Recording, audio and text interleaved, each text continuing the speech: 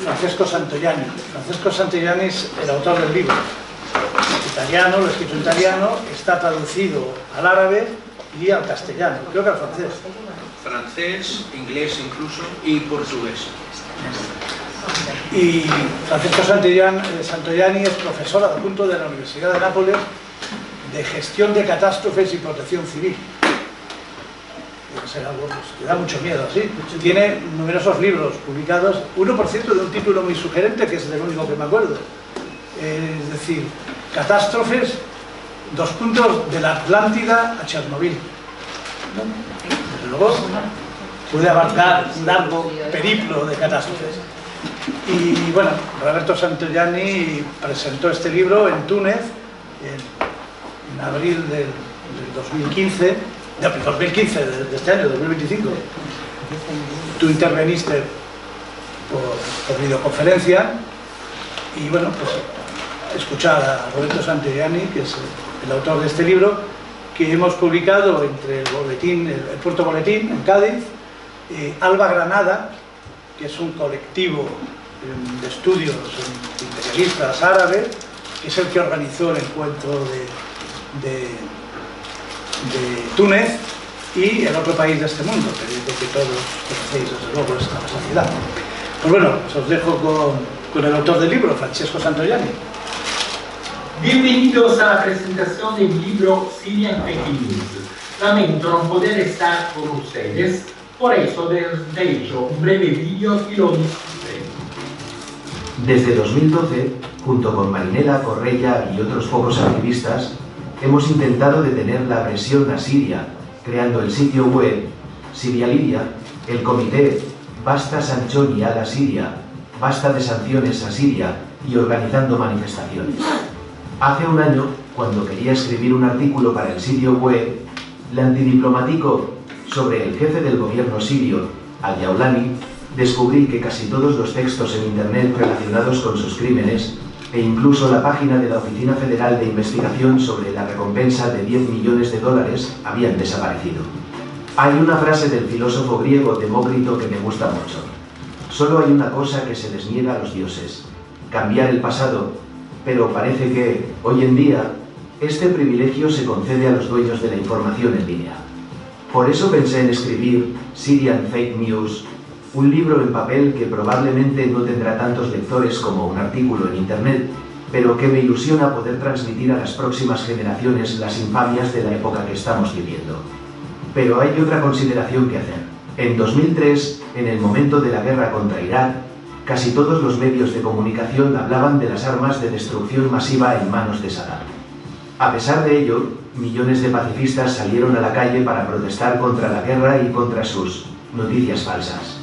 En 2011, en cambio, esta desconfianza hacia la información oficial ha desaparecido y, por el contrario, las noticias falsas, como Gaddafi distribuye Viagra a sus soldados para violar a las mujeres, han empujado a muchos pacifistas y compañeros a movilizarse a favor de una guerra humanitaria.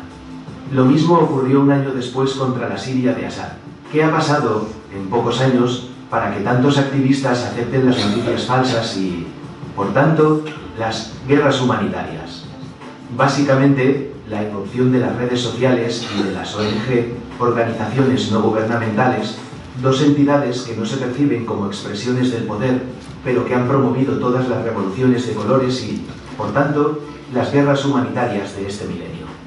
En lo que respecta a Siria, la labor de las ONG presentes sobre el terreno se ha visto a menudo agravada por su participación en la asistencia a los refugiados y la gestión de los denominados corredores humanitarios, actividades financiadas por los gobiernos implicados en la agresión contra el gobierno de Assad.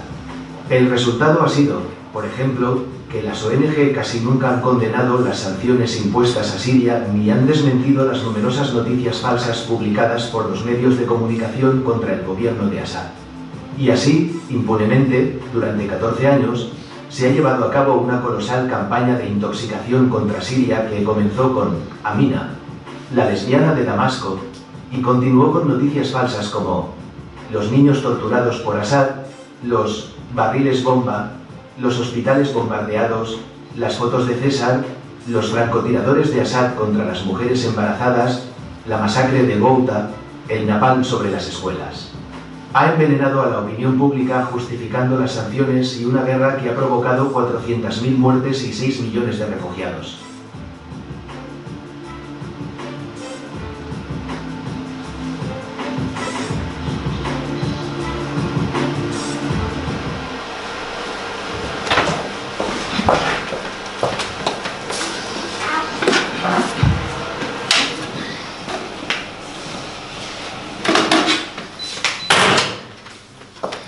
Bueno, pues el libro lo ha presentado el autor, que es mejor que el autor. Agradecerle al CAUN, como siempre, su disposición a todos los actos que se proponen y agradeceros a vosotros vuestra presencia esta tarde. Por tanto, a mí solo me queda presentar a Firas. Firas, habréis visto, médico sirio, analista político, pero hoy en este acto vamos a decir algo más. Por primera vez en un acto público vamos a decir quién es Firas. Pues de América viene un médico aquí a hablarnos de aquí de Siria. Siria, lo que pasa es que Firas no lo ha podido decir hasta ahora por razones de confidencialidad, otros lo pueden llamar de clandestinidad. Firas es coronel del ejército árabe sirio, del ejército de la República Árabe Siria, que derrocaron salvajemente los yihadistas en colaboración con mucha gente de la cual hablará él, del Servicio de Inteligencia Exterior. Entonces, bueno, hoy por primera vez se va a presentar, y por supuesto porque va autorizado, se va a presentar en público como médico sirio, que además es comunista y es coronel del ejército árabe sirio, de los servicios de inteligencia. Bueno, pues Firas, ya con esto ya no hace falta más preámbulos. Han dicho ahí que las armas de destrucción masiva fueron la coartada para la guerra de Irak, para que 19 países de la OTAN agrediesen Irak.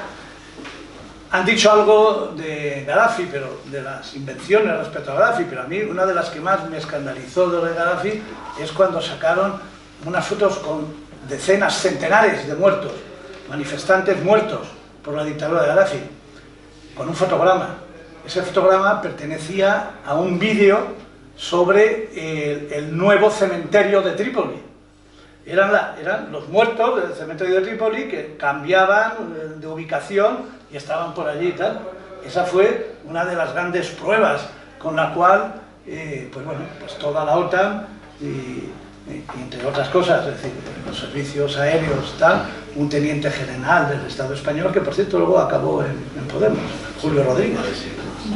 Bueno, los bulos escandalosos no solo es en el mundo árabe, desde Rumanía, la matanza de Timisoara, otra vez el tema de un cementerio. Parece que han cogido cierto romanticismo de los cementerios. Bueno, ¿cuáles han sido, al final, los bulos más, te pregunto, los bulos más escandalosos que han dominado la guerra mediática contra la República Árabe de Siria? Nada, primero buenas noches y gracias por venir realmente, que es muy importante empezar a dar luz a lo que ha pasado, porque hoy en día ha habido un apagón sobre Siria. Una vez que ya se ha llegado a la democracia de Al-Jolani y los grupos terroristas que se han luchado al Estado sirio durante 13 años, ya no se oye nada de Siria. Por lo tanto, siempre cuando nosotros hablamos, siempre somos parte de este conflicto importante, pero es distinto que lo documenta algún periodista, investigador que sea italiano.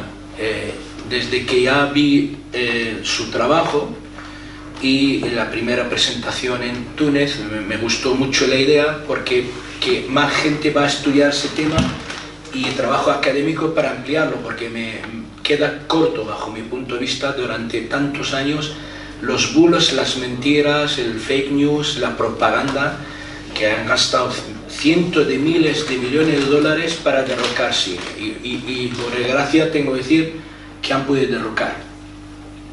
Habrá más trabajo, me imagino que será la primera edición, la segunda o la tercera, porque hay mucho tema por qué hablar.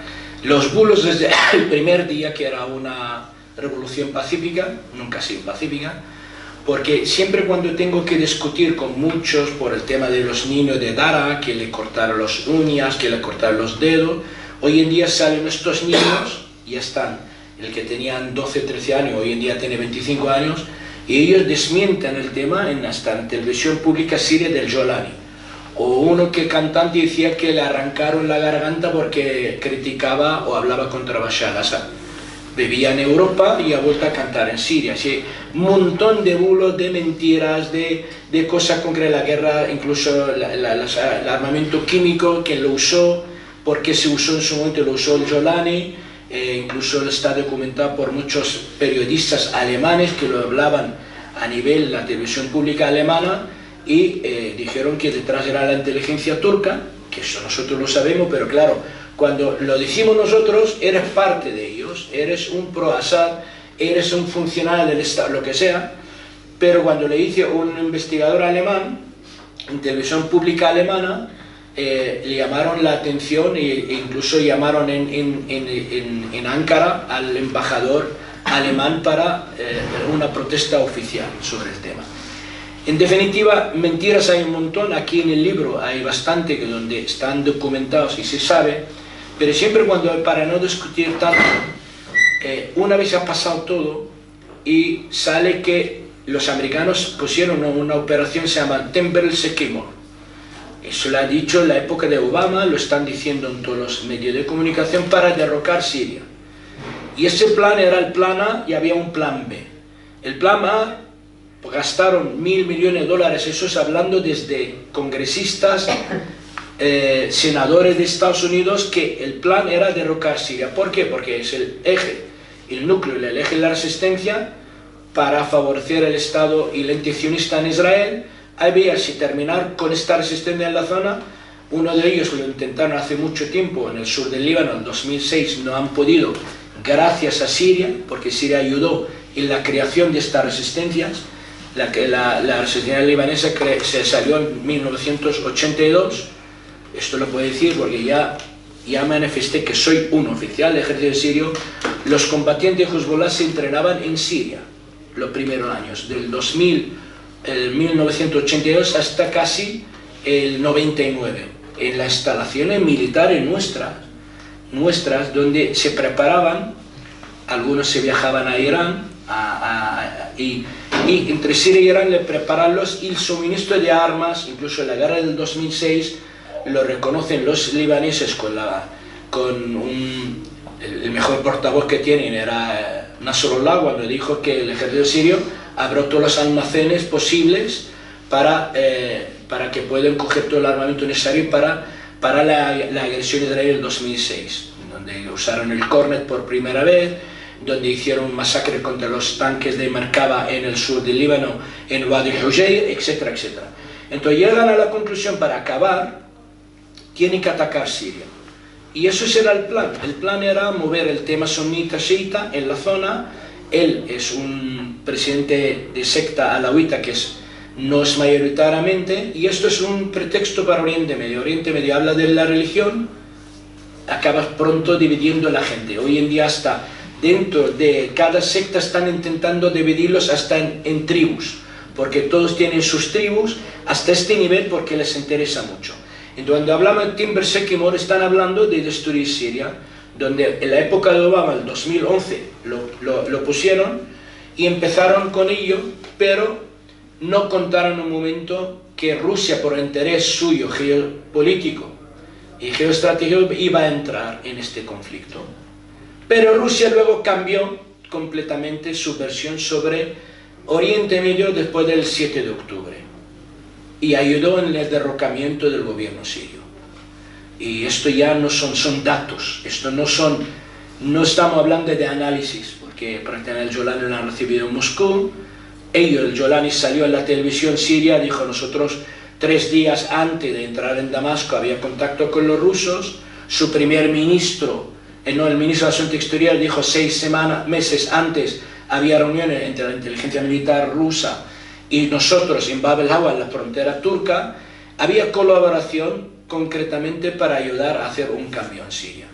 Cambió la postura y podemos discutir el porqué, porque uno de los motivos bajo mi punto de vista como analista y como sé muchos datos, dos motivos: o el canjeo con Ucrania, que no les salió bien, o prácticamente hay 2 millones de rusos que llevan doble nacionalidad. Rusos sionistas israelíes, donde hay un lobby israelí muy importante en Moscú, y cuando había un peligro real, después del 7 de octubre, el peligro real tenía que hacer un cambio sustancial en la política de la Federación Rusa en Siria. El primer ministro, por ejemplo, del gobierno de Putin es un sionista, no es judío. Sionista en la lista de los 50 sionistas más prominentes del mundo es el número 18. La lista está, podéis verla, incluso hay un artículo sobre ese tema. En fin, pero el plan empezó hasta que entró Rusia, evidentemente el apoyo de los aliados, no triunfó el tema por derrocar Siria hasta el 2017, pararon prácticamente la guerra, decían que Siria ha ganado la guerra contra el terrorismo, yo tenía mis dudas, mientras no acaba con Idlib, donde salió todo, no acaba la guerra, y entraron ahí los turcos, porque los turcos son parte fundamental en el logramiento del Estado sirio. Por eso lo dijo Trump a Erdogan, que tú has podido lograr lo que otros no pueden lograr. Era el plan el A, pero ellos también movieron el plan B. El plan B era ocupar territorio sirio. Con la ayuda de los kurdos entraron tropas americanas. Hay bases americanas en toda la zona que controlan ellos en el Éufrates. Era el plan B, y ya estaban sobre el terreno sirio, tienen sus bases, protegen su gente para dividir Siria, y van cambiando las cosas. Como vieron que no hay otra alternativa, no va a cambiar su postura contra el conflicto palestino, a pesar que jamás traicionó Siria 2 veces, y esto también podemos decirlo claramente, 2 veces. Ellos también de lo primero que festejaron la caída del gobierno sirio, en Hamas, incluso hasta en Gaza, por desgracia. Pero vemos que hay mucha gente que no está orientada bien a nivel ideológico ni político, simplemente porque son sunitas, muy cercanos a la hermandad musulmana, y para ellos piensan que esto va a favorecer algún día la lucha contra el ente sionista. Se va a ver, se ha visto ahora en Gaza lo que está pasando, y no vuelve a pasar. En definitiva, el conflicto es muy complejo, pero Siria hoy en día, lo que conocemos y lo que vamos a conocer, no tiene nada que ver con la Siria de antes. No hay nada que la pueda volver como antes, por desgracia. Siguen las calumnias contra el presidente y todo, porque no puede defenderse. Está cautivo en Rusia, pero cautivo porque motivos lo hay para decir que es cautivo. Salió de Siria desde el día 28 de noviembre y no lo ha visto nadie. Y cuando yo digo que no lo ha visto nadie, porque sé que no lo ha visto nadie. Porque tengo datos desde dentro, a todos los niveles, y ya no quiero hablar aquí, entrar en tema de lo que hicieron los rusos, y los sirios lo sabemos ya, con detalles, fechas, hasta órdenes de la guerra electrónica, todo. Pero nadie lo ha visto. Estaba en Siria custodiado con la inteligencia militar rusa. No puede salir a la televisión siria para decir cualquier cosa, porque este hombre es valiente como él, ninguno. Hubiera salido y decir, mira, me marcho, o tal. Podía haber marchado durante tantos años y dimitir y marcharse, y le han ofrecido lo que dice el refrán español, el oro y el moro, por marcharse. Pero hasta el último momento, en la última Liga Árabe, salió defendiendo la resistencia, que no va a parar a ayudar a la resistencia. Y un dato, hablo de datos cuando hablo de datos, y por qué pasó todo eso, porque ya había un plan preparado. La guerra desde octubre, el 7 de octubre, participó en ella directamente la resistencia libanesa, con ataque directamente al ente sionista, hasta llegaron a atacar la casa de Netanyahu, tropas, hasta Tel Aviv prácticamente. El día 24 de noviembre exactamente, pasaron misiles balísticos muy importantes desde la frontera siria al Líbano, el que se lanzaron el día 26. Y eso lo sabe el Mossad. Salió el 27 por la mañana, Netanyahu dijo, Bashar al-Assad ha pasado todas las líneas rojas. Esto es la palabra, esto es dar la luz verde para que empezar todo lo que ha empezado. Por lo tanto, hay una relación directa para derrocar el gobierno sirio, fundamental, no por la democracia, ni por la dictadura, ni por la libertad de los pueblos, ni por la corrupción que ha habido, simplemente el plan muchísimo más grande. Ahora quieren un terrorista que antes tenía, su cabeza valía 10 millones de dólares, en poco tiempo la han cambiado por completo. Entonces, ¿qué es el terrorismo para Estados Unidos? O para el Occidente, dicen que el Occidente civilizado. Tema político. Si un hombre le ha juzgado un tribunal internacional por sus crímenes que ya están documentados, hasta solo en Siria documentados, o sea, lo reivindican ellos, ya ves, no se la reivindican más de un atentado, reivindica por ello. Supongamos que hagan algo y no reivindican, tú puedes pensar que son ellos otras fracciones. Muchísimos ataques, el ataque al hospital, el Kendi, en un coche bomba enorme con 400 kilos de explosivos, un hospital, era el mejor hospital de todo Oriente Medio en la guerra, porque el tema oncológico, yo soy internista, en el Oriente Medio, lo han destruido con un coche, lo reivindican ellos, como la masacre en un barrio de Homs, en una escuela infantil, mataron 53 niños, reivindicado por ellos, pero los tan macabros que son, ponen 2 coches bomba, no una. Estalla la primera, tú corres a ayudar a los niños o la gente que está dejando sus niños, como aquí para una guardería, a los 10 minutos se estalla la segunda, para hay más muerte. Y este hombre hoy en día lo han sacado de la lista, lo reciben en Moscú, lo reciben en Washington, juegan el baloncesto con su jefe, el jefe Petraeus, que era el jefe de la CIA, que lo sacó de la cárcel de Bucha, lo prepararon, dinero del Golfo Pérsico, y lo mandaron y abrieron la frontera para que entran cientos de miles de yihadistas, como le llaman, terroristas, desde los uigures chinos hasta los uzbecos. Es que es el plan. El plan B era invadir Siria, entraron las tropas americanas, estaban en toda la zona donde tenían lo que es los grupos pro-kurdos, y ahí tampoco quiere entrar ya en calificar unos y otros, pero en definitiva han podido ganar la batalla, por desgracia. Hemos luchado 14 años, 160.000 mártires del ejército sirio, gente mutilada, gente que está muy dañada, y esta gente está olvidada del mundo. Aquí lo puedo decir, olvidada, porque no hablan ninguna ONG de ayudarlos, no existen para la prensa.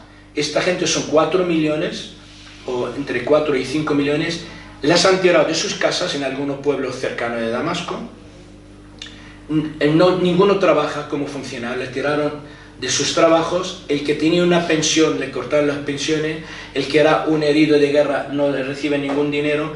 Mi teléfono no para de pedirme gente dinero por Messenger, y yo anteriormente era el coordinador del eje de la resistencia en España, y nuestra tarea era Gaza, porque nosotros pensamos por encima de Hamas y pensamos los pueblos, el pueblo que está sufriendo en Gaza. Y se ha mandado muchísimo dinero.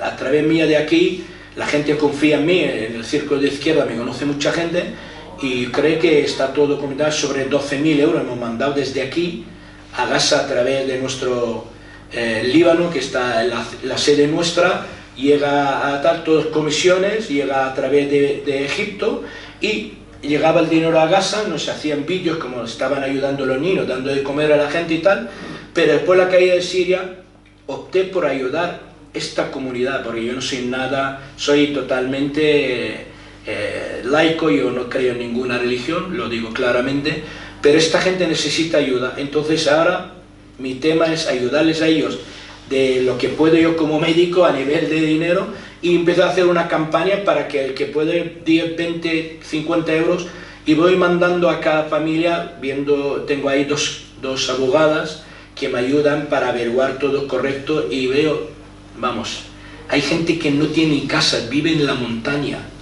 niños no tienen chanclas, están pasando un frío tremendo. Veo imágenes de uno con la pierna amputada porque ha sido un veterano de guerra, no tiene sueldo, no tienen para tomar medicamentos, o sea, son tremendos. Entonces estoy intentando, eso es mi tarea hoy en día, y digo el libro. Y por terminar, y aquí podemos, el que necesita preguntar, por no terminar tarde porque tiene preguntas, fundamentalmente Siria, lo de antes, nunca volvería. Hoy en día la mejor manera es, bajo mi punto de vista, un Estado federal, donde están trabajando los rusos y los israelíes para dominar la costa siria, ya no por el tema del gas y las bases rusas, porque por excelencia la comunidad anti-israelí, anti-sionista en Siria, por excelencia son los alawitas, el que están sufriendo ahora mismo. Están intentando con hambruna, no le llegan nada, luego otros que trabajan para ellos, por cierto uno de ellos es un primo cercano de la familia al-Assad, lo sacaron de la lista de los sancionados americanos. Qué casualidad, estaba en la lista, de repente lo sacan y es un hombre porque están preparando este terreno, ¿vale? Quieren fragmentar Siria, balcanizarla, le viene muy bien al antisionista, nunca habrá un Estado fuerte como antes, un ejército fuerte como antes. Desde que empezó la caída de Siria, el Jolani entró, tenía en su cabeza 10 millones de dólares, ya sabéis que los americanos salieron de boca de ellos y patrios, que incluso el Robert Ford, que era el ex embajador, dijo ya he trabajado en él para prepararlo al Jolani 6 meses antes con una ONG británica. Lo que hablo todo está documentado, o sea, solo hay que entrar y lo ves en internet. Lo han preparado, bajó con un coche, o sea, que lo buscan con 10 millones, cualquier dron lo puede matar, que sean rusos, británicos, americanos o hasta sirios. No dejaron que salga la aviación siria, nada, un bloqueo total, porque lo que sabemos, algún día se saldrá todo. Esperemos que el presidente sirio está vivo, yo lo que sé que está vivo en Moscú, ya ha pasado el año que tiene una protección de momento, dice, humanitaria, que no puede hablar, que algún día revelará muchas veces si lo dejan hablar. Y dónde va a ir y quién lo va a recibir, porque en Moscú dudo mucho que pueda hablar de todo y con mucha claridad, incluso si le dan asilo político en Irán, tampoco. Pero saldrá algún día a decir todo, porque quizá el que puede opinar sobre todo eso. Por lo tanto, Siria volver como antes no va a volver. Este hombre, el terrorismo está gobernando en Siria. Son el Daesh con cambio de caras. O sea, que la hora que pasó en Palmira, que dice que uno trabaja para el Jolani en sus fuerzas de seguridad, el que se emuló y mató a 2 soldados americanos y un intérprete americano civil. Prácticamente son ellos, o sea, es el cambio de nombre, como tuvo un partido político con la misma ideología, no vamos a nombrar nombre aquí en España y le cambias el nombre nada más. Son ellos mismos. Hoy en día el núcleo del terrorismo internacional, por desgracia, va a ser Siria, no Afganistán. Ya se ha trasladado más cerca a Europa, y esto espero que algún día se abran los ojos la prensa, todo lo que está alrededor en España, porque los servicios de inteligencia lo saben, y todo lo que dicen los políticos, la inteligencia trabaja de otra manera. Los alemanes están aterrorizados porque los 800.000 sirios que viven en Alemania, 600.000 piensan como el Jolani. O sea, no saben cómo quitarlo de encima. Todo el que quiere cambiarse el permiso suyo están haciendo cualquier cosa para que no lo cambien, que lo devuelven a Siria. No se ha liberado Siria, dicen ellos, a terminar el dictador sanguinario, pues volvéis a Siria, ¿qué problema tenéis? Por lo tanto, hay un temor que esto va a ser un foco y va a ser una zona de inestabilidad tremenda. Seguro habrá muchísimo más casos que el que pasó en Palmira, el pasó en Sydney o que pasó en Estados Unidos. En Europa, quizá, y en Oriente Medio, en Siria seguro, porque al fin y al cabo se van a matar entre ellos. Son 37 grupos distintos con ideología distinta, algunos mucho más extremistas. Es que es tremendo lo que está pasando en Siria, y yo ni la pesadilla más grande puedo imaginarlo. Vi solo por terminar, empezamos ahí, un manifestante ahora por liberar Siria, no sé de qué no han liberado, quieren volvernos al siglo VII, donde las mujeres ahora suben los autobuses detrás. La mujer en un sitio oficial sube en un ascensor mujeres y en otro suben los hombres. Nos liberaron, no sé del qué. Salió llorando, es que para reírse, porque en la manifestación del aniversario se juntaron mujeres y hombres juntos. Está el vídeo. Es que que somos millones, son aún pro el gobierno sirio. La mayoría están aterrorizados de miedo dentro y muchos fuera. Pero que hasta este nivel, y eso le llaman libertad siria, Y aquí aún lees algún artículo en público de una disidente siria que nunca ha estado en Siria, en Nashwati, hablando que se ha liberado Siria, pero no sé de qué se ha liberado Siria.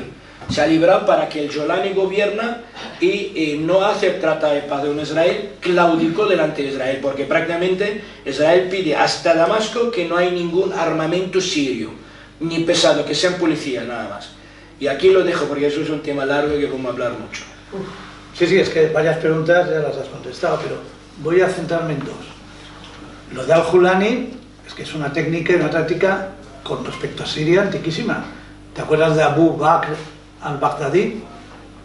Este estaba en una cárcel norteamericana en Irak desde el 2004. Los dos en la misma cárcel, en Buca. Uno salieron y los dos estar, perdona que te lo No, corte. por favor. Los dos eran el jefe del Daesh y el otro su lugarteniente. O sea, el Jolani empezó el lugarteniente suyo en Nénova. Y luego, ya viene la orden de Petraeus, dice, estamos en Siria. Lo mandaron Lo y sueltan en el empezó dinero. 2009. Mismos, sí, juntos. A los pocos meses encabezan el ISIS. Claro. Salen de la cárcel norteamericana a encabezar a los rebeldes democráticos que iban a restaurar la democracia. En el libro hace una afirmación Santoyani sobre este hecho, que no sé si tú estás de acuerdo, que dice que Santoyani dice que Al-Qaeda, Nusra, ISIS, etcétera, no son monstruos creados por los norteamericanos que luego se les vuelven en contra. No, dice, los tienen siempre controlados. Incluso cuando parece, coño, ahora han atentado contra nosotros, es decir, es un poco el monstruo de Frankenstein que él dice que no, que incluso cuando parece que no, siempre actúan bajo el dominio de los norteamericanos.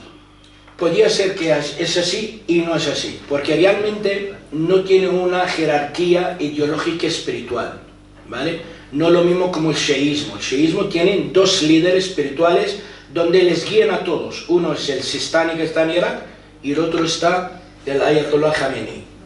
Ellos guían todo el mundo. Esto es cualquier jeque en un radical, en una mezquita, es capaz de tener su grupo, su gente y piensa de una manera distinta. Cierto que se habla que realmente en un momento había el atentado, por ejemplo, del 11 de septiembre en Estados Unidos, decían que la CIA sabía algo, incluso les tenía preparado para que puedan actuar luego posteriormente. Son hipótesis, no se puede demostrar nunca, pero cierto que ellos trabajan bajo como ataque de falsa bandera. Son grupos, quizá ellos no saben que trabajan para tal, pero alguien desde dentro le dice, pues ahora tiene que actuar en tal sitio, por el nombre del Daesh o el nombre del Islam y tal y cual. Actúan para que luego hay motivo para hacer lo que sea. No me quepa la menor duda de que pasó. Esto demuestra más invasión norteamericana en Siria. Pronto hay una base que va a estar en el aeropuerto militar del Masre, que está en la suburbia de Damasco. Habrá una base militar americana. Es decir, una manera de, lo que dices tú, nunca se sabe, pero realmente les tienen súper controlados. Una cosa que has dicho antes que no querías hablar mucho, que a mí me sorprende y supongo que a ti mucho más, la buena prensa que tiene en Occidente y en los medios de izquierdas, de izquierda progresista y nominalmente toda esta izquierda otanista y caviar, que es toda la institucional, la alianza kurdo-norteamericana, todo ese rollo de los kurdos, de la revolución democrática en el Kurdistán, de la revolución feminista en el Kurdistán, cuando lo que llevan objetivamente haciendo es 5 bases norteamericanas que llevan años expoliando el petróleo sirio para vendérselo a Israel. El gas sirio. ¿Por qué se escapa también a la Pero izquierda? esa es la lucha que hemos tenido con los izquierdistas aquí en este país. Cuando te hablaban de Rojava, pero y la emancipación de la mujer kurda, que no conocen ni la historia de Siria. Siria, el primer país árabe, quizás no lo sé, no me acuerdo, en España es la primera vez que votó una mujer, las mujeres en España. 31. En Siria, en 31. En Siria, por la época de la República, cierto es, vale. En Siria en el 49. La mujer siria está emancipada. Hay una academia militar femenina. Hay vicepresidente de Siria. Hay escritoras, pintoras, todo el nivel. Pero cierto que ninguna es kurda. Qué casualidad. Que decir, el que conocemos la realidad de la OTAN. Ellos, por desgracia, no por nada, son gente que vive en el campo. No tenían un nivel alto de estudios.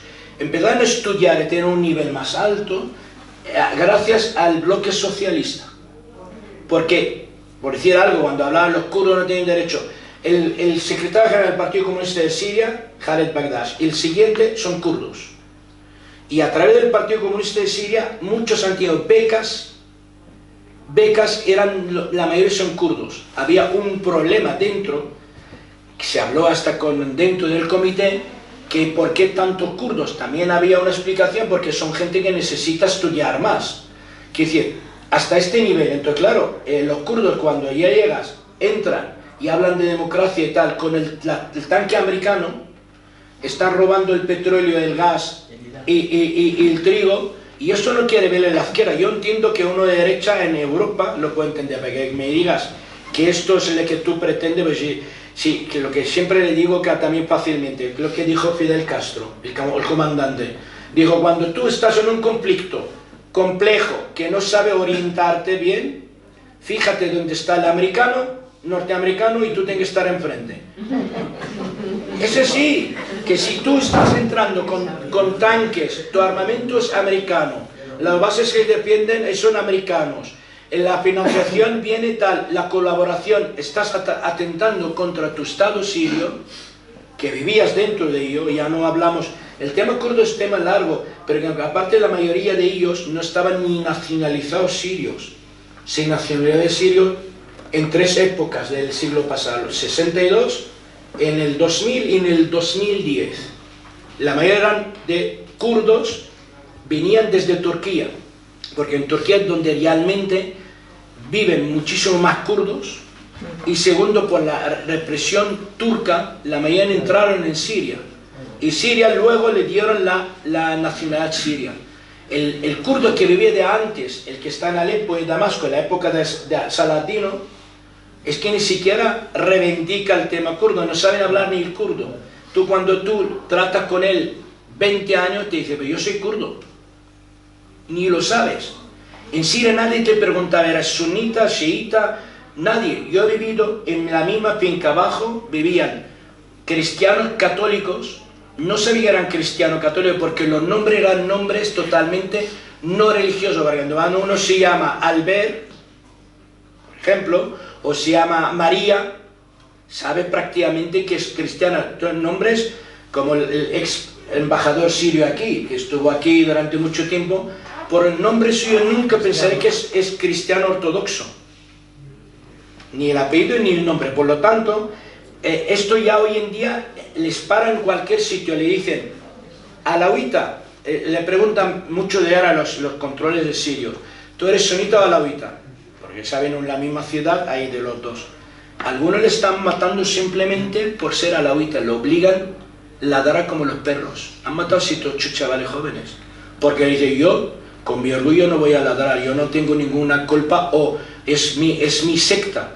Le están matando o a golpes, o le pegan un tiro, y Siria está llena de masacres. Ya no hablamos de los masacres de los druses en el sur, o la costa alawita en marzo. Brutal. Entraron en las casas y mataron mujeres y hombres, y ya está todo documentado. Y esperemos algún día en Naciones Unidas hay una investigación, porque lo que investigaron en Siria es de risa. Algunos decían que era una inteligencia artificial. Se han muerto 3.900 personas documentadas y algunos desaparecidos porque les tiraron en el mar. Mataron los cadáveres y les tiraron en el mar. Y algunas viven en Europa y decían, hemos trabajado, nosotros somos como activistas para denunciarlas. Una salió en Noruega diciendo para que los peces en el mar en la época nuestra digan que no se han muerto de hambre con la carne de los alawitas. Ya está deportada a Siria. Y aquí yo he denunciado personalmente, y lo sabe Andreu, un sirio con nacionalidad española, han violado más de una mujer documentada en Siria, y él sale aquí desde Barcelona, que tiene nacionalidad, dice, eso no es una violación, esto por la ley nuestra es totalmente legal. Se llaman sabaya, como esclavas sexuales. Un español. Entonces, claro, no podemos caer, ya está denunciado en la Guardia Civil, veremos dónde queremos llegar para parar a este hombre, y ya he contactado con más de un grupo feminista, porque por el veo de la iraní salimos todos aquí a afeitarnos las cabezas, pero que un hombre está diciendo que eso es legal, y que él vive en España y tiene nacionalidad española, no pasa nada. Aún están pensando en personalizarse en el caso. Sí, o que es una batalla tremenda. Sí. Muy breve. ¿Qué postura ha tomado el partido PKK, que es de Turquía? Bueno, del kurdo. Sí, el PKK prácticamente es un partido turco, kurdo turco, que tiene una afiliación en Siria pequeña. Evidentemente están en negociaciones. Abdullah Öcalan, por cierto, como has hablado de ello, vivía en Siria, tenía asilo político en Siria, y Siria no lo entregó a Turquía, hizo todo lo posible por no entregarlo. Y como ya había presiones, posiblemente en una guerra siria-turca en el año 99-2000, le dijeron que tiene que salir del país. Y la inteligencia turca, con la ayuda de la israelí, lo capturaron en Sudán. Por lo tanto, él está negociando para tirar las armas, pero hay fracciones dentro del PKK turco que no abogan por el tema. Entonces los sirios quieren separar el tema kurdo turco con el tema kurdo sirio. Por eso hay negociaciones, pero dudo mucho que harán un buen fin. El conflicto actualmente ahí está entre Estados Unidos e Israel. Estados Unidos quiere un país debilitado, conjunto, bajo el dominio del Golani, donde está presionando a sus aliados kurdos, y el otro quiere balcanizar Siria, que es Israel. Cantones pequeños e incluso dentro de los cantones pelearse entre ellos. Hoy en día hay una tendencia, dentro de los sunitas se van a matar. O sea, el día que hay separación, no hay que parar en el problema está entre los sunitas, porque la mayoría de los sunitas de Siria no son radicales, son asharíes o sofíes. La mayoría de la gente que vive en Damasco y en Alepo no tiene nada que ver con el Golani y sus ideas. Y ahí donde había un choque muchísimo más grande que otros. Por lo tanto, ahí está el tema. El PKK, general, están peleando y yo creo que al fin y al cabo no van a entregar las armas, y teme Turquía por la Federación de Siria, sea un Estado federal. ¿Por qué? Porque hay 20 millones de turcos alawitas en Turquía. 20 turcos alawitas, millones, y 25 kurdos. Es un problemón. Si hay un cantón kurdo, y quien dice que algún día no intentan a dividir Turquía, ahora está en la OTAN y tal. Hemos visto cosas que hoy en día a mí no me sorprende nada. El que sabemos la política, sabemos las cosas que pueden pasar, porque yo en el 2015 dije que van a entrar las tropas rusas, que no lo sabía ninguna inteligencia europea, y entraron, porque estaba todo hablado sobre el tema. Que el cambio de la postura rusa, que la detectamos 3 meses antes, pero yo personalmente jamás pensaría que nos venderían de tal manera. No, pero está demostrado, porque he hablado. Si os digo en un año, más de con 2000 oficiales sirios de alto mando, gente que estaba en el aeropuerto militar de Hama, donde prohibieron salir ningún avión sirio. No hablo ruso, porque Siria tiene su aviación y tiene sus drones, por no atacar la caravana que bajaban con motos desde arriba. Y ya no hablo que hablamos hasta con gente de Hezbollah, gente de la fuerza de Radwan. Uno de ellos a mí me afirmó, no puedo decir su nombre, clandestinamente, porque yo Israel no sabe ni quién son, que el que les atacaron, la retirada para entrar en Al-Qusayr, eran drones rusos. Mataron 17 de ellos. Si me lo dice él, tengo que creerlo, porque es un alto mando de las fuerzas de élite de Hezbollah. Le dijeron, hay que retirarse. Quiere decir, ahí pasó algo, por no entrar más en detalle, una manera de entender Estados Unidos, Israel, Rusia, turcos, Qatar y Arabia Saudí por derrocar al gobierno sirio. Y él se marchó el 28 de noviembre, al 27 a Moscú. Nadie lo vio en Damasco, porque yo hablé con mucha gente. ¿Tú lo has visto personalmente? No. No, supone que estaba en el palacio, pero en el palacio está solo. Y sale ya mucho fake news, muchas mentiras, pero en definitiva, si ha vuelto, el día 1 de diciembre ha salido, porque ya salió un documento oficial del Ministerio de Asuntos Exteriores turco, donde ahí están los planes de la rendición de Siria. Y una de ellas, que el día 1 tiene que abandonar el país, 1 de diciembre, cuando él otorga el poder es al primer ministro de Siria. Él no lo hizo. Entonces, desde el 1 de diciembre, supone que los rusos volvieron a ponerlo, lo han traído para firmar, entregar el poder, que no lo ha firmado, sigue siendo el presidente legítimo de Siria, y esa es la bandera legítima en Siria. Hasta que no haya una constitución y hay unas elecciones libres en el país que pueden estar manipuladas, que ya sabemos, si manipulan las elecciones y entre ellos en Estados Unidos y dicen unos y otros, por lo menos que lo haya, que salgan los sirios y van a votar. Y votan por cambiar incluso la constitución y cambiar la bandera. Esa es la bandera oficial de Siria. Aquí es la bandera de los terroristas que están gobernando. Jolani y compañía. Sacaron el Jolani de la lista y su ministro de Asuntos Exteriores. Pero Jabhat Tahrir Nusra, el Sham, aún está en la lista dentro de las agrupaciones terroristas para Naciones Unidas. ¿De qué estamos jugando? Pero no se entiende la Federación Rusa qué gana con perder un gobierno progresista que había en Siria. Pero ¿qué es el tema concreto? Estamos hablando de defender a Israel. Para ellos, en la profundidad y la estrategia nacional rusa es, nosotros nos equivocamos los sirios, pensamos es Siria, las aguas calientes del Mediterráneo. Sigan los rusos ahí, sigan sus bases. Simplemente les preocupaba, después del 7 de octubre, Israel está en una situación muy delicada, hasta hoy en día. Da igual que lo que pasó en Gaza, da igual que bombardearon el sur del Líbano. Saben, después de la guerra con Irán, los 12 días están en una situación muy compleja. No tienen capacidad ni ocupar terrenos y menos soldados, no tienen soldados. Son estudios israelíes para ello. Entonces, claro, cuando hay un peligro y hay 2 millones de rusos y tienen conexión con su estado de patria, donde es, y hay un lobby israelí importante en Rusia, podéis estudiar y leer sobre el tema.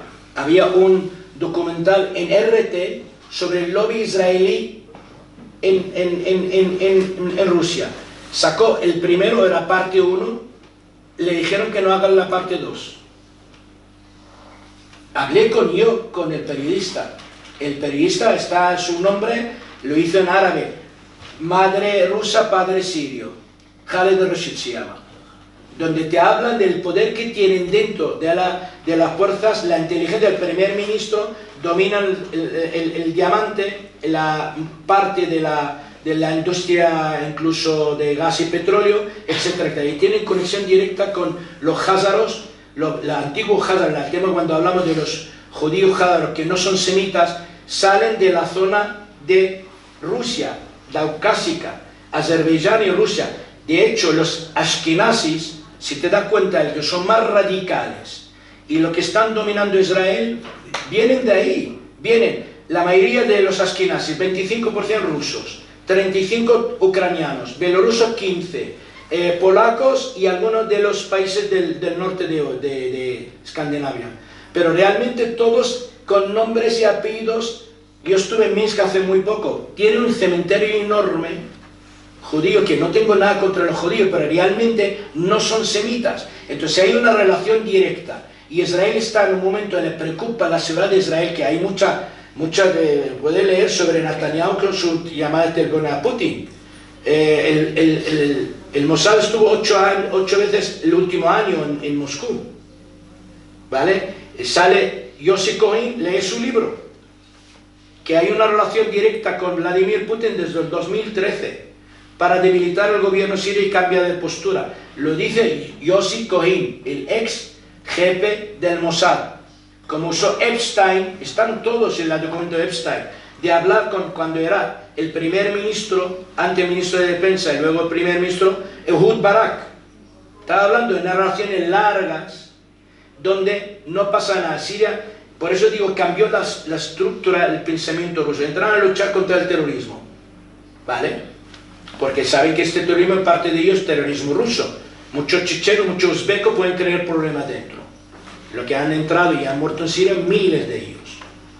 Pero luego, cuando vieron después del 7 de octubre lo que ha pasado en la zona, hay un peligro sobre la seguridad nacional israelí, donde nosotros nos equivocamos, somos tan imprescindibles para los rusos, pero resulta que no es así, porque siguen las bases.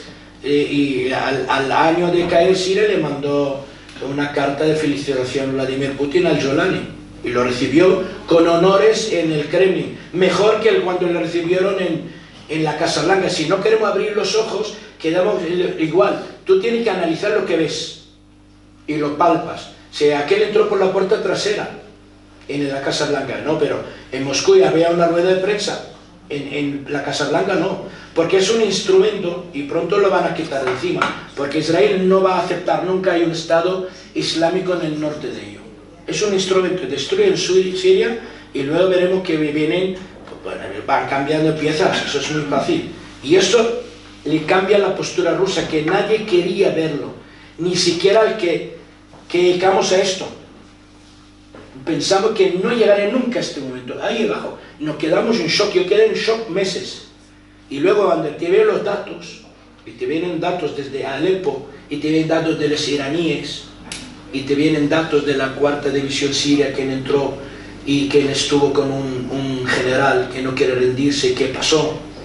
Tenemos nombres, apellidos, todos, hasta los nombres de los oficiales rusos. Pero aquí no es el tema de hablar de ese tema, no vengo yo a demostrar, la historia lo va a demostrar, y lo está demostrando poco a poco. Sobre lo que decías, hay que recordar que hubo un momento nazi-sionista en los años 30 y 40 del siglo pasado, Vladimir Jabotinsky. Claro, porque entonces nuestra mentalidad, en lo que nos han dicho, no se puede ser sionista y ser nazi. Pues no, y que venía precisamente de Ucrania, Jabotinsky. Y herederos de Jabotinsky son los actuales gobernantes de Israel. Pero bueno, eso lo has explicado. Claro. Hablemos de Jabotinsky, que no es de ahora, desde hace 90 años existe una facción nazi dentro del sionismo que hoy es la hegemónica. Pero bueno, vamos a rebobinar a la situación de la mujer en la República Árabe Siria. Había ministras, votaban desde el 49, ¿no? Y recordar, tu jefa era una mujer. La jefa del Servicio de Inteligencia Exterior de Siria era una mujer. Eso es inconcebible hoy, nada similar, por supuesto. Es inconcebible. Pero bueno, por eso, vamos. Por cierto, era una mujer que vale más de 100 hombres, pero una mujer. Que vale más de 100 hombres. Derechos civiles, y políticos y sociales de la mujer. Yo he leído, no sé si es cierto, que, bueno, creo que es cierto, que la reforma del Código Civil que han hecho, la mujer la pueden casar en contra de su voluntad, que es perfectamente legal casar a una mujer, incluso a menores de edad. Sí, y por supuesto ya no existe el divorcio. No, el padre, prácticamente, si el padre decide, él decide por la niña, da igual que es menor de edad. Pero estamos hablando solo de ver como ya las mujeres de repente todos están ya con el velo tapado. En Siria era, te vas a la playa, no puedes entrar en un bañador, una mujer. Los hombres en el bañador de la playa tienen que ser el bañador hasta debajo de la rodilla. Hablar con detalles, simplemente la mujer ha perdido prácticamente todo lo que ha conseguido hasta hoy en día. Ya no hablamos en todas las esferas, como en la guerra necesitamos hombres. Todo el que trabajaba en los ministerios y a nivel del Estado eran mujeres. Las funcionarias, el 80% eran mujeres. Ya no hablo de profesoras en colegios o incluso en universidades, parte del ejército sirio, porque hay tenientes generales, no sé si son 20 o 25 mujeres, en la policía y en el ejército. El vicepresidente de Siria es una mujer. O sea, quiere decir, está hablando a todos los niveles donde la mujer no sentía para incluso protegida por la constitución siria. El tema de las violaciones, el tema tal. Hoy en día estás hablando de un estado medieval, con ideas medievales, donde ya cuando manifiestan les molesta que se mezclan mujeres con hombres. Pero por lo que todo lo que se ha logrado, estamos hablando de hoy en día Siristán, parecido a Afganistán. Aún no han podido porque hay muchas comunidades sirias donde empujan y están amenazando los cristianos sirios. La mayoría tienen miedo y pánico y quieren salir. Han atacado 2 iglesias, una de ellas un ataque kamikaze, mataron mucha gente hace 5 o 6 meses y tienen miedo. Yo hablo con muchos cristianos sirios, están intentando como sea vender sus casas para salir del país. O sea, es una manera en la misma manera como piensa Israel. Israel piensa del Estado judío puro. Ellos no tienen constitución, tienen leyes fundamentales. El último era que lo han votado el Estado puramente judío. ¿Cierto? Por hablar de aquí, un país, la mayoría son cristianos, practicantes o no. En el 1948 había 20% de la población de Jerusalén y de Palestina eran cristianos. Hoy en día, ¿sabéis cuánto es? Son los cristianos de Tierra Santa, de 1.9. Te hablo de datos. Quieren vaciarla, entonces claro, ellos todo lo que pueden fragmentar para que luego el sunita es sunita, el chiita es chiita, el drus es drus, el alawita es alawita, favorece este pensamiento sionista total o abogar por el Estado judío puro, y están haciendo todo lo que pueden con el exterminio en Gaza, y ahora están con Cisjordania. Y por terminar, hagan lo que hagan, no van a salir con la suya. Eso es una lucha de pueblos que puede durar 50 años más, 100 años más, no van a acabar con nosotros. Cada uno que tiene sangre en las venas va a demostrar a su hijo, a su nieto, esta lucha. O sea, no van a acabar con nosotros, que estaba en un momento muy delicado, lo veo muy negro en este aspecto, pero no van a acabar con nosotros, porque la resistencia aún está en Siria, aún Hezbollah está fuerte, Irán está más fuerte que nunca, y puede cambiar muchas cosas. Y ahora nos preocupa que no invaden a Venezuela, que también están dentro del plan. Yo te hago dos preguntas y luego ya voy a preguntar todo. Eso es mejor, vamos muy bien de hora. Vale. Una enlaza con lo que has dicho ahora. ¿Existe actualmente núcleos de resistencia organizada en Siria contra el gobierno de Al-Julani? Y luego la segunda, que está ligada.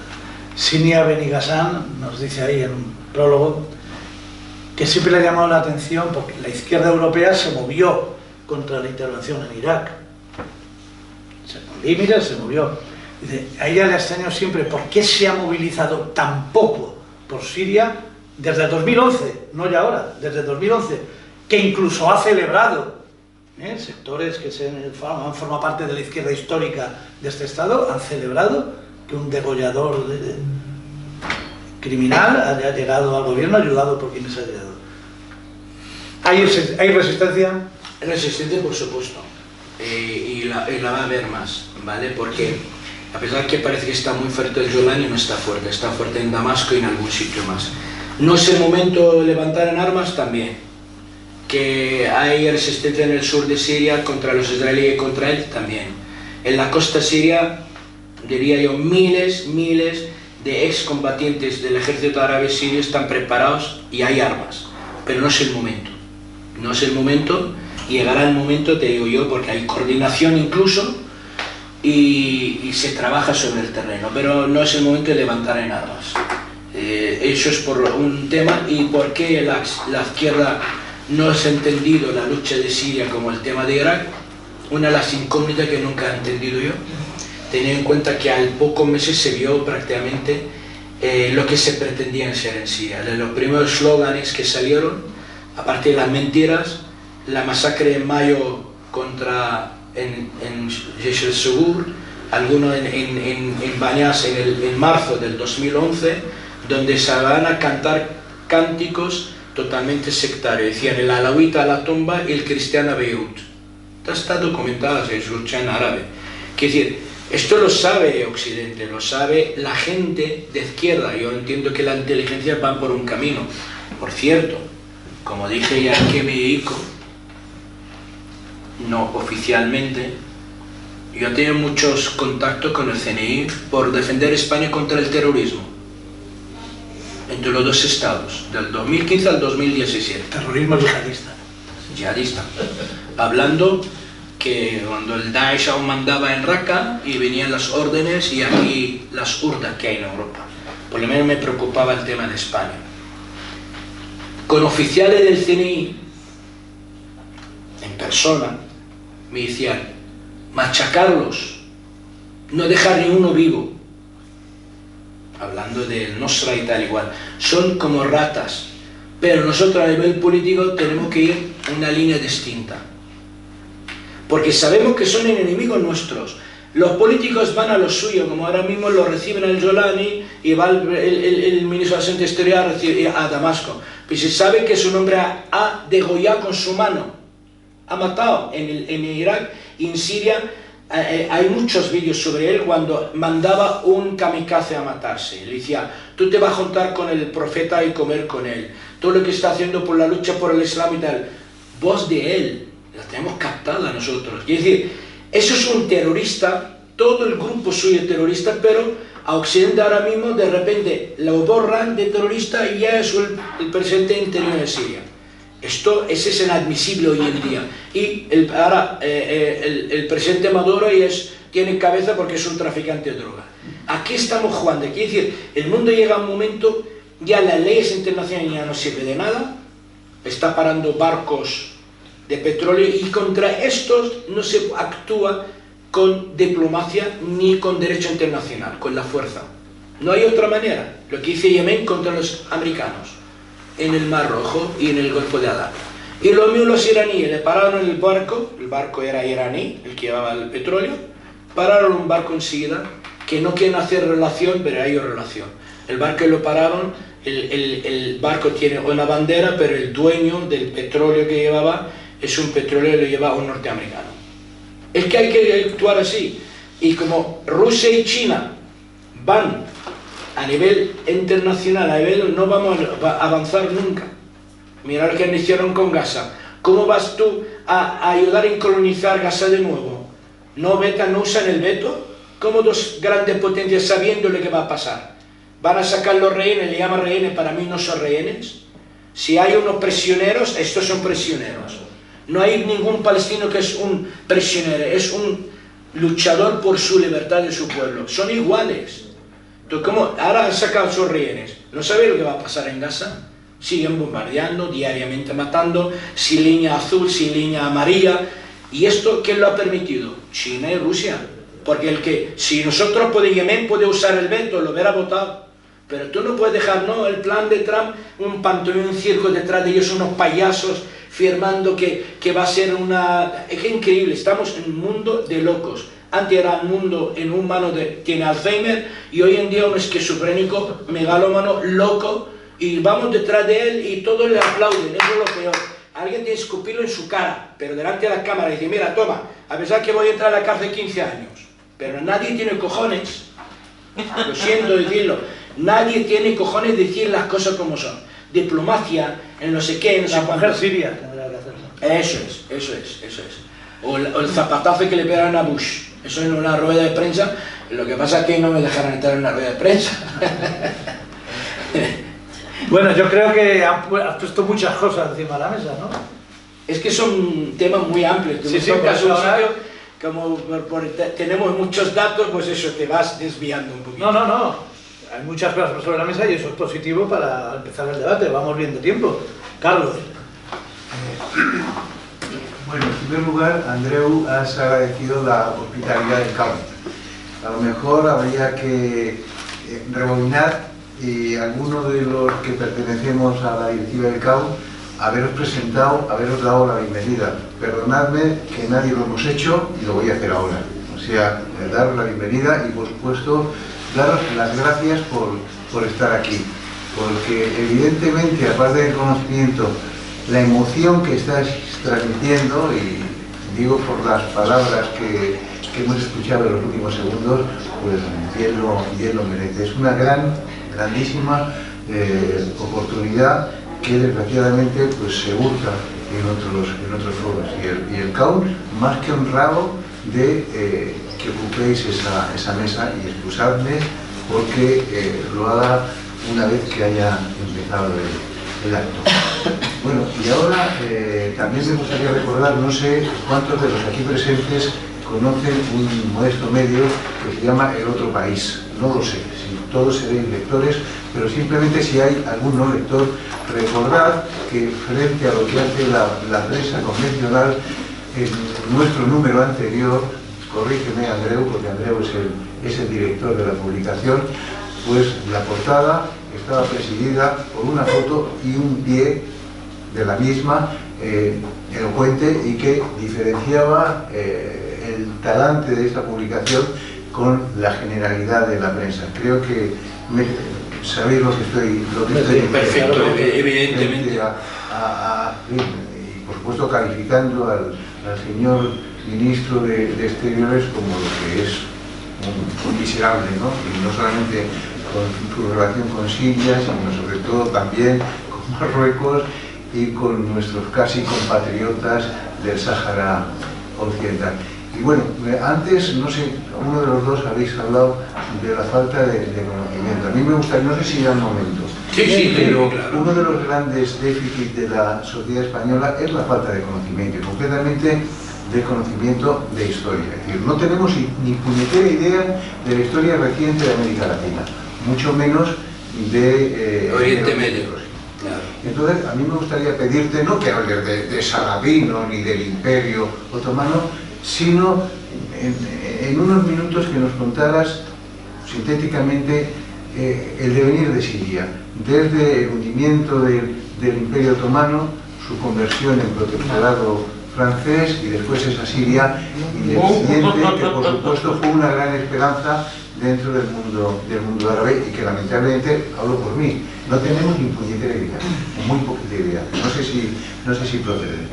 Sí, prácticamente, sabes que Siria estuvo ocupada, hablando de Siria, 400 años por el Imperio Otomano, 1916, hasta la Primera Guerra Mundial. Luego había conflicto dentro porque el territorio otomano estaba dividido entre griegos. En aquel momento las potencias grandes eran Francia e Inglaterra, y luego hicieron lo que se llama Sykes-Picot. Dividieron la zona sobre el mapa, sobre un documento, y dice, esto es Irak, esto es Siria, esto es Líbano, y lo han dividido entre ellos. El Líbano era una parte de Siria hasta 1939, no, el 22, prácticamente era una provincia de Siria grande.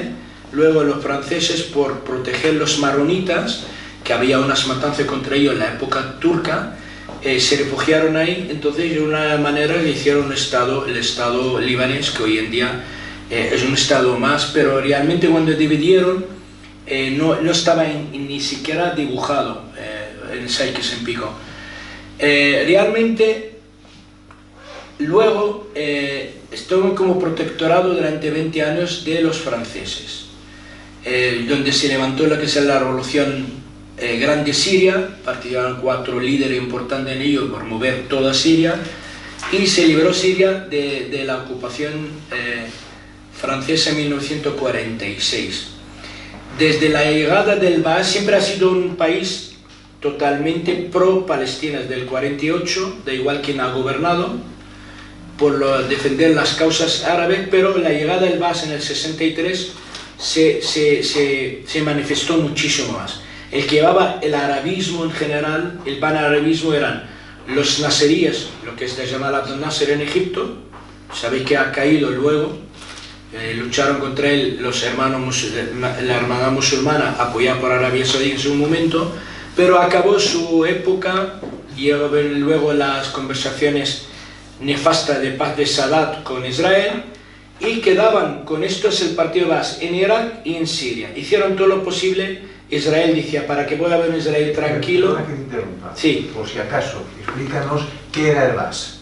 El Baas era un partido nacionalista árabe socialista. La idea socialista no tiene que ver con el comunismo, pero prácticamente nacionalizó tierra, ayudó mucho a levantar las clases deprimidas, oprimidas en Siria, a mejorar mucho la educación. O sea, prácticamente en la época del Baas, la educación gratis, por ejemplo, lo más importante en un país tiene que ver educación y sanidad.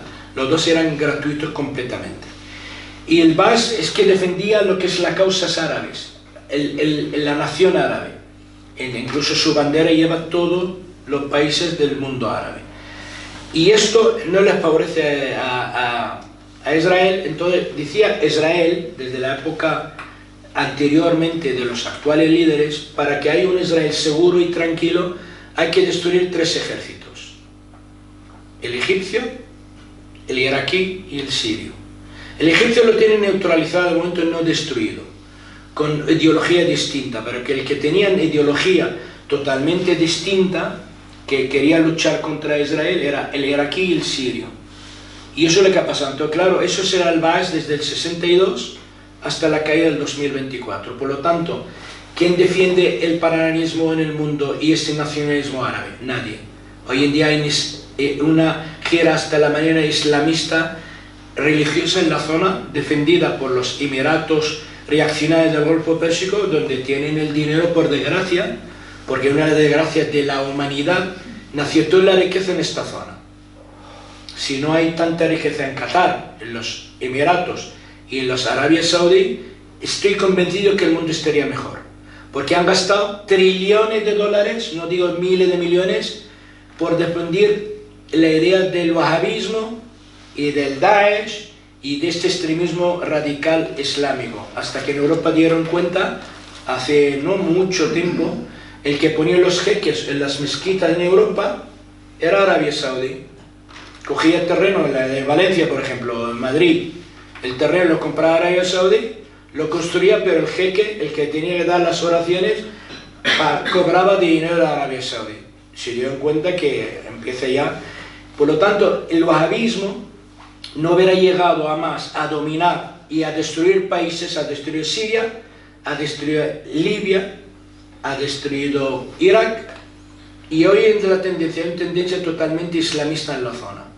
Una lucha tribal, lucha sectaria, siguen hablando del sunismo y chiismo, quieren volver al siglo VII. ¿Quién tenía más derecho al califato? O si era los hijos de Ali, o los que venían detrás de la época sunita, que eran los 4 jefes de los Rashidí, los califas Rashidí, por ejemplo. Es un tema muy complejo, pero hoy en día Siria ya se ha destruido lo que entendemos por lo que es Siria. Y detrás este panarabismo que ha habido hasta ahora. Vete a saber hasta cuándo, porque el partido Baas está prohibido, pero no solo el partido Baas, todos los partidos políticos en Siria están prohibidos. El Partido Comunista de Siria, el nacionalista sirio lo ha prohibido el Jolani, ya se ha suelto el parlamento, y es el jefe de todos y ya está, y no hay más. De momento veremos que luego con la Siria nueva, si vuelve otra vez a surgir el Baas de nuevo, que yo creo que sí. Al fin y al cabo, Siria ha resistido desde hace 12.000 años todo tipo de invasiones, todo desde barbaridades, y yo confío que hará un momento totalmente oscuro, un escurantismo total, lo que la noticia que viene, pero creo que algún día van a levantar esta gente y van a optar por otro estilo de país, veremos.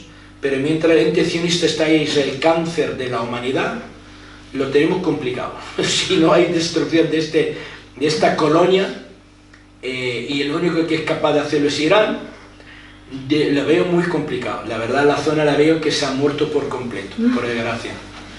Antes de darte la palabra a ti, 2 cosas. Los que queráis toda esta información que también está desarrollando, este libro vale 12 euros, no hay motivo alguno para no comprarlo.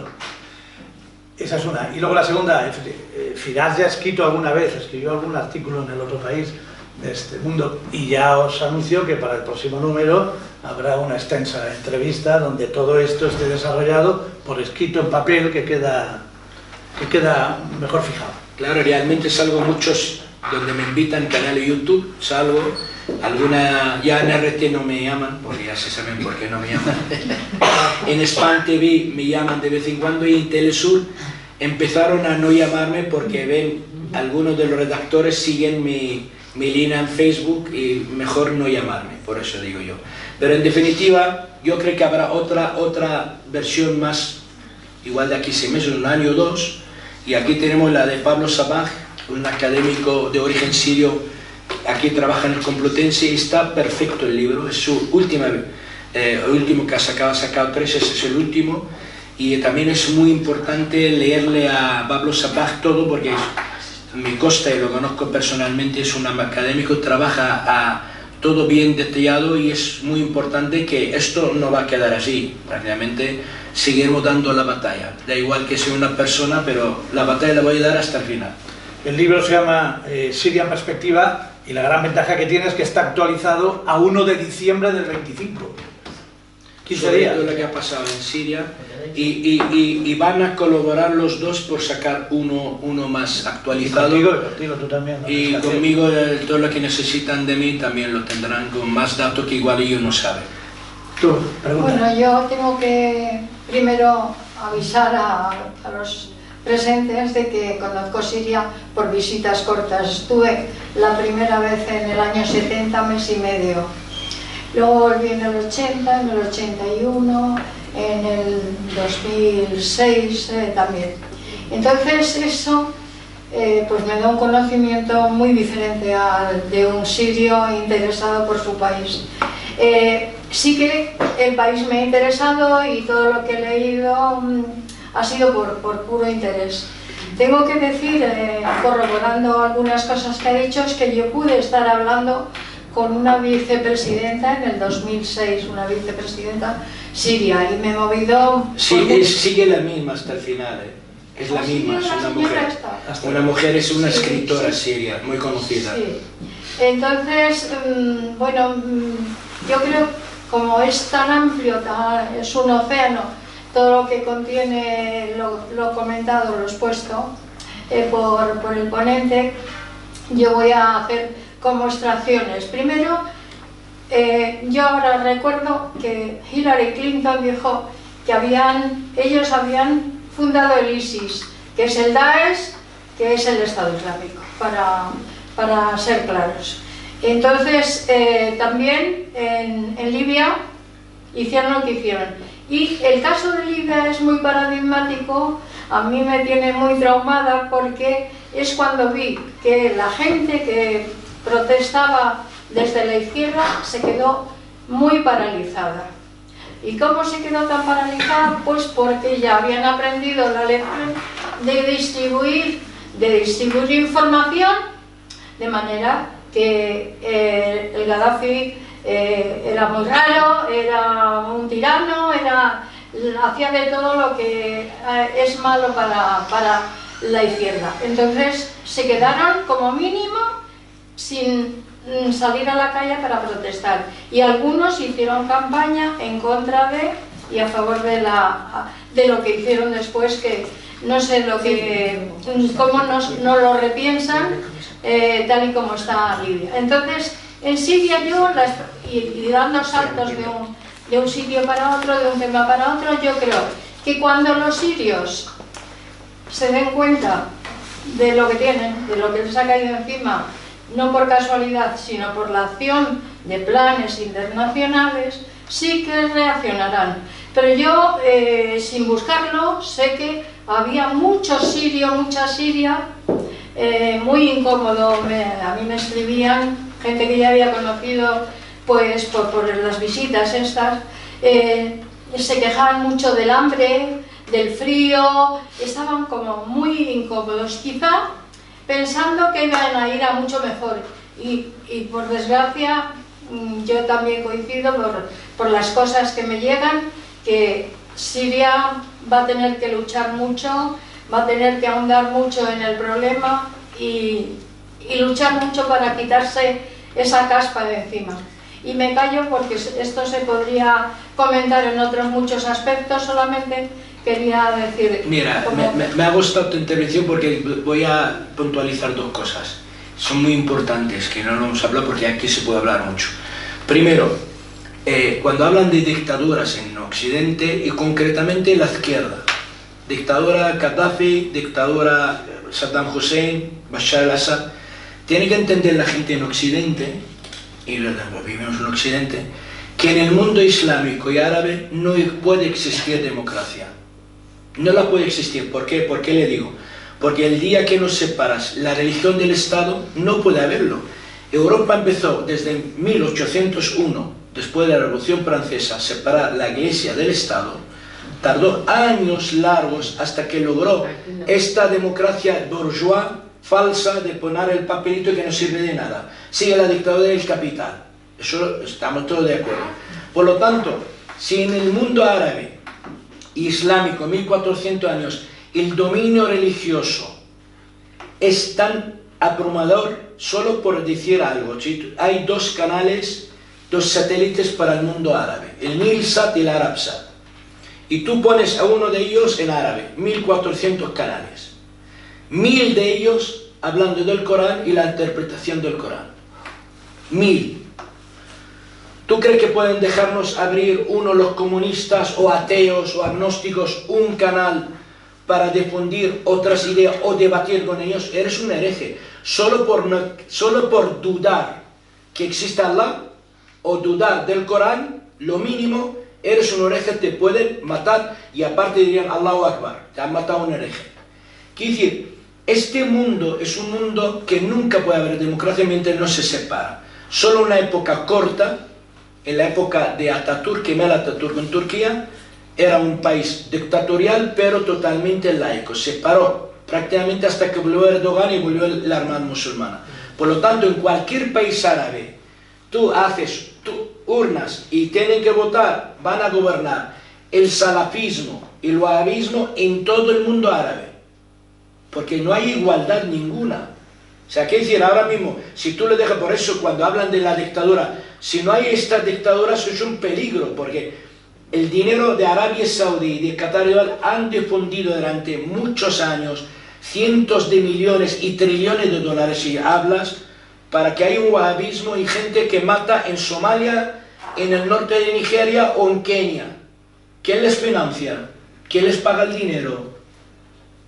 Si no hubiese estas riquezas, quizá Ibn Taymiyyah no lo leyera nadie, que es el fundador, que para él todos son herejes, que el que no piensa dentro del sunismo como él también es hereje, hay que matarlo.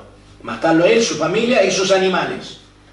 Eso en el siglo VII, el siglo XI, XII. Pero el wahabismo lo ha vuelto al siglo XX.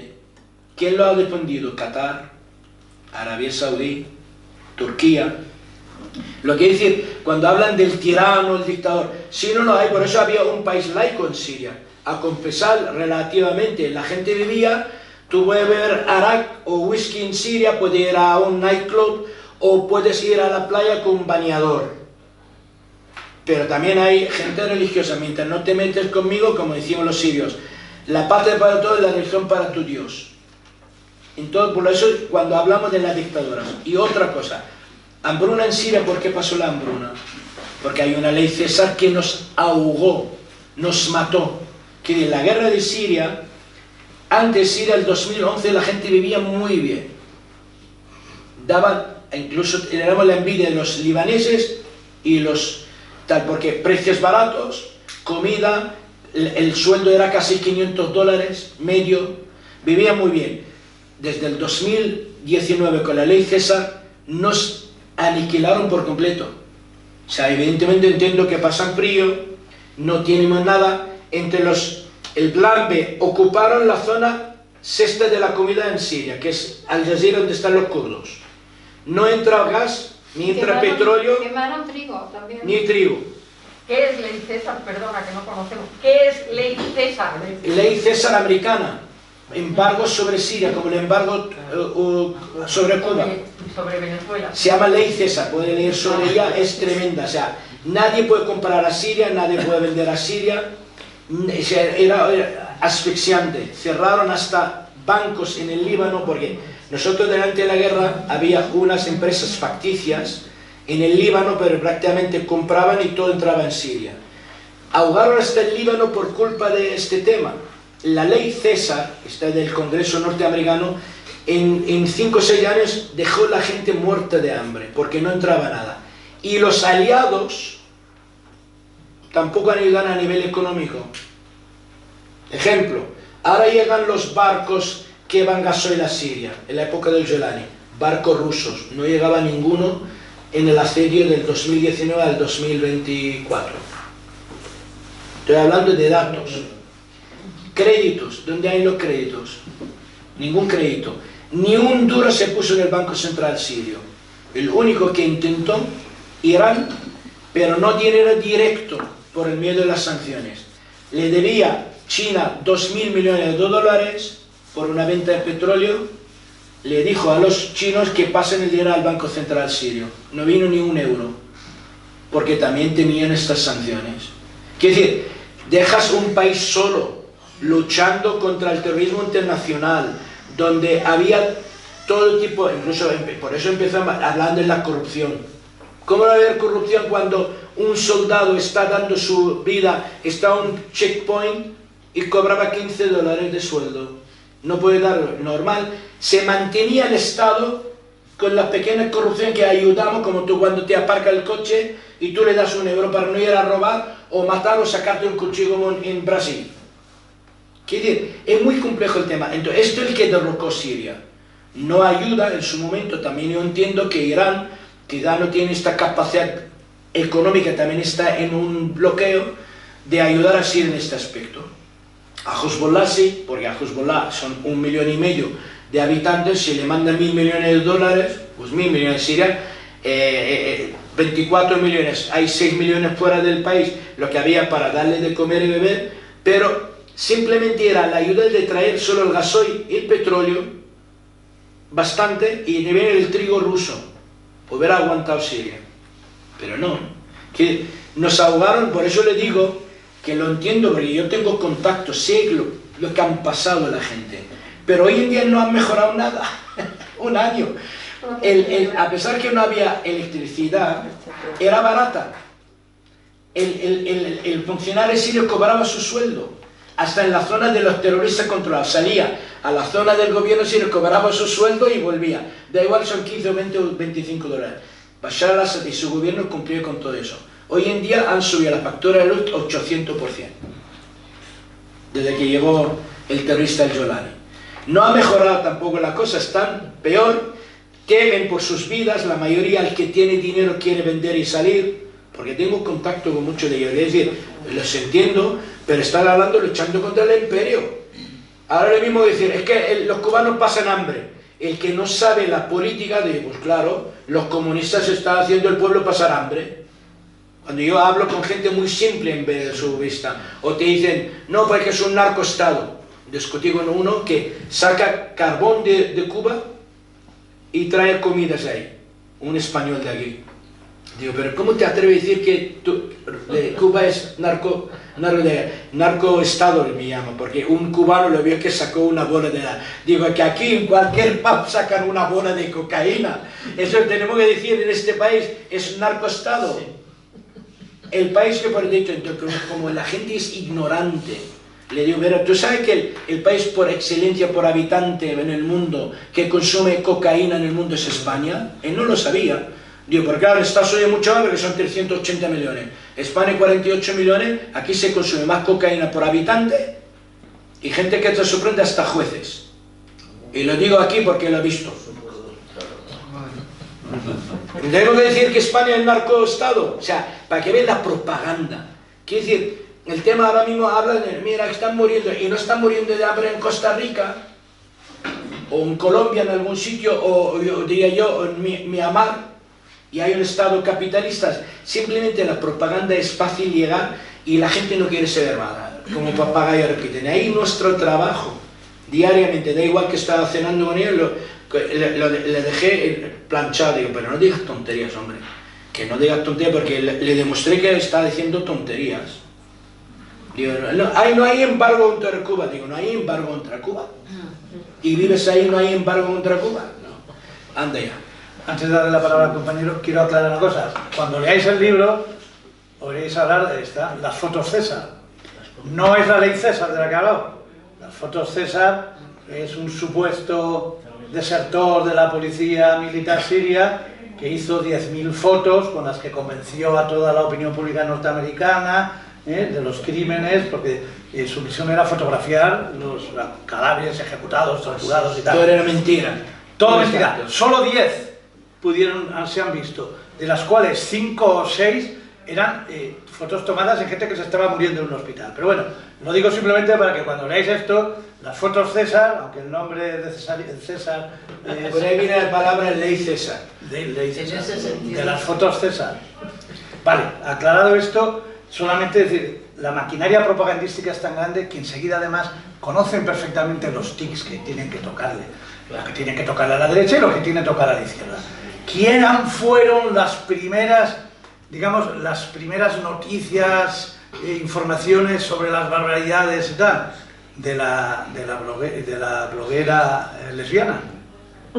Aquí viene la foto de la bloguera lesbiana. Se llama Tom McMaster, reside en Edimburgo y tiene una barba mágica. Pues bueno, pero claro, ya en la izquierda española, bloguera, es lesbiana, es mujer y además es lesbiana. Es minoría oprimida, más que oprimida, y pues sí, es Tom McMaster se llama. Como la mujer iraní, o sea, porque el que murió, tanto que salió en Abdal, pero no piense en la mujer que vive en Arabia Saudí, ni en Qatar, ni en los Emiratos, si tiene derecho a viajar. Es que el tema de la propaganda es tremenda, y insisto, por desgracia, la ignorancia es mucho más atrevida. La gente repite como papagayo, y cuando tú intentas explicarles se callan porque no tienen argumento. Pero eso es una batalla todos los días, no paramos. Compañero. Coronel, ¿no? Yo es que me he quedado sin enterarme, y es una de las cosas que me interesa mucho de lo que pasó en Siria, es el fenómeno por el cual, no sé si muchos oficiales hicieron traición, y los soldados, miles de soldados se quitaron en los aeropuertos y esa cantidad de soldados podían perfectamente haber parado a ISIS, ¿no? No ha hablado usted nada de esto, o yo por lo menos entender por qué todos los soldados tiraron las armas. Sí, eso es lo que he dicho, por no entrar en muchos detalles. Es una orden, realmente había una tradición de 4 altos cargos. 2 trabajan para los cataríes y 2 para los rusos. El que dio la orden es Talal Makhlouf, vive en Damasco, igual, porque han perseguido a algunos, para que en un momento da la orden cuando anularon el presidente. Cortaron todas las comunicaciones entre las tropas de la guerra electrónica rusa. No era ni turca, no quería hablar porque hay algunos prorrusos y pensaban que estamos antirrusos, ¿vale? En el tema concreto cortaron todas las comunicaciones posibles.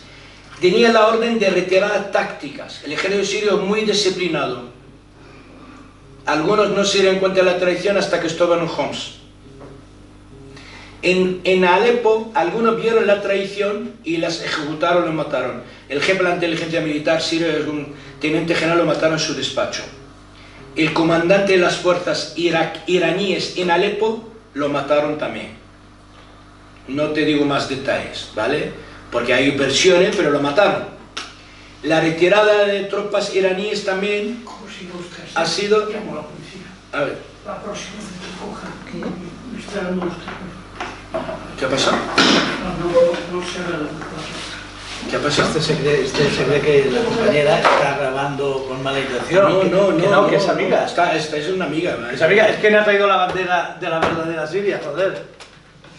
Que sí, que con nosotros, hombre, por favor.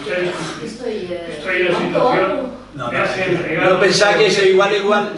Que no, hombre, que no, que está perfectamente, es una compañera. Sigue. Sí, el tema concreto había, entonces, cortar las comunicaciones. Porque la situación en la que estamos a los que nos dan radiofrecuencias en la calle, en el metro, en el autobús, en todas partes, no es agradable.